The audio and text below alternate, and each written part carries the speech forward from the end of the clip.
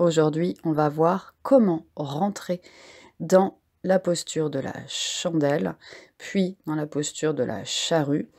En pilates, cela s'appelle le rollover et en yoga, alasana. Plusieurs adaptations matérielles apparaissent. On aura besoin d'une chaise, d'un coussin à mettre sous les fesses, des briques à mettre derrière la tête. Vous allez voir pourquoi. 6 façons de rentrer dans la posture. La première, enroulement de colonne, si votre souplesse vous le permet, avec un support des mains dans le dos pour maintenir la verticale. Je rentre dans la posture, une jambe après l'autre. Et ici, moi, j'ai besoin de placer mes pieds sur une brique. On verra que le support peut être plus haut, tel une chaise, on le verra tout à l'heure. L'idée, ça va être d'étirer la chaîne postérieure et je contrôle la descente avec les mains sous les fesses, dans le bas du dos.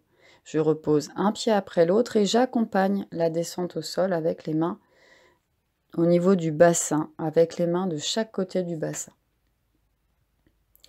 Alors, si je n'arrive pas à enrouler ma colonne, si je n'ai pas assez de force dans les bras ou dans la ceinture abdominale, je peux mettre un coussin sous les fesses. Ici, j'utilise une galette d'équilibre et je sens que ça m'accompagne dans la flexion de colonne, dans la roulade, pour rentrer dans la chandelle. De la même manière, une jambe après l'autre, pour placer mes pieds joints sur mon support, rester dans la posture, au moins 10 cycles de respiration et plus si vous le pouvez.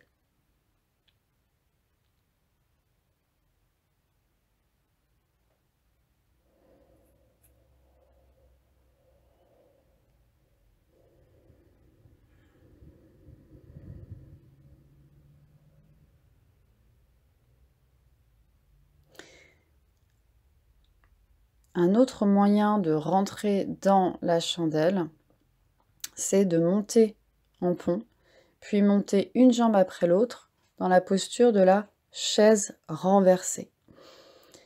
L'idée, ça va être de garder la colonne vertébrale dans sa position anatomique de référence, avec ses courbures naturelles, pour éviter la pression sur le périnée ou l'écrasement des disques intervertébraux lombaires.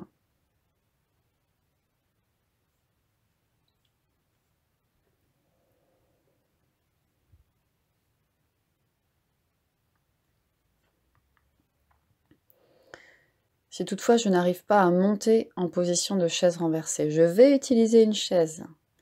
Je monte en pont, je pose un pied après l'autre sur la chaise et cette hauteur me permet de monter facilement une jambe après l'autre en position de chaise renversée.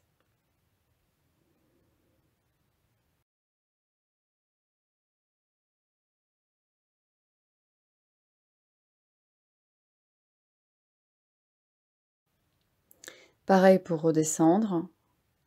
Je contrôle la descente, un pied après l'autre sur la chaise, un pied après l'autre au sol, et je contrôle la descente avec la bascule de bassin faite mécaniquement à l'aide de mes mains.